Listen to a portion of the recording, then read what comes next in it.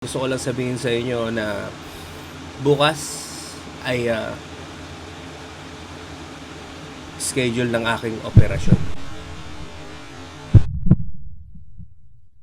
Hello mates at mga kaibigan ko kung saan mang platform nyo ako napapanood. Ngayon ay linggo, April 26, 2006. Meron akong gustong ibunyag sa inyo na sekreto. Matagal-tagal na panahon ko ring hindi na ipakita. Siguro yung mga close friends ko nakita to, pero ilan lang sila.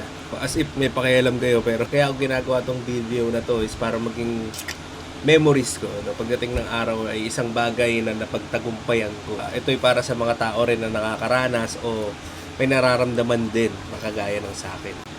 Hindi ko alam kung pwede siyang tawagin na sakit pero isa siyang abnormalidad, kung tama yung term, abnormalidad sa aking katawan. Particularly sa aking ulo. Kung nakikita nyo ay bihira akong mag-brush up, no? Bihira akong magpakita ng noo. Hindi dahil mataas ang hairline ko, ganyan talaga hairline ko mula pa nung dati pa. Nung bata pa lang ako, parang matanda na ako. Gusto ko lang sabihin sa inyo na bukas ay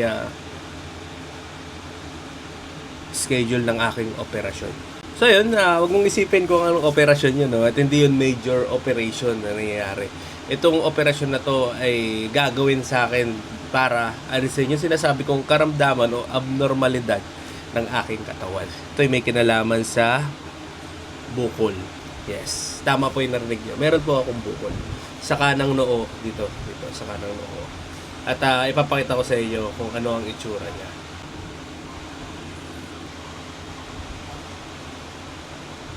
Yan. Yan po ang itsura niya. Yan. Okay, oh. Malaki. Nagsimula yan late 2012. Maliit siya nung una. Para siyang bulitas. Alam mo yung bala ng pellet. Ganun siya nung una. Ano siya, na pipiga-piga ako, nawawala-wala. Pinapamasahe ko, nawawala rin. So, pero nung bumalik siya at napansin ko na medyo lumalaki-laki siya. At hindi ko ma-accept sa sarili ko na meron akong ganun. Kaya ako rin in-upload or i-upload itong video na to is para maging awareness sa mga katulad kong meron din. Hindi lang dito sa ulo, yung iba meron dito, yung iba meron dito. Gusto ko lang sabihin na huwag kang mahiya na huwag kang mahiya na magpa-check up. Kumonsulta ka sa mga espesyalista. Alam nila yung dapat na gawin dyan, at trabahuhin dyan. Ako ay naglakas ng loob na rin na magpatingin lang. Pa 10 taon ko siyang dala.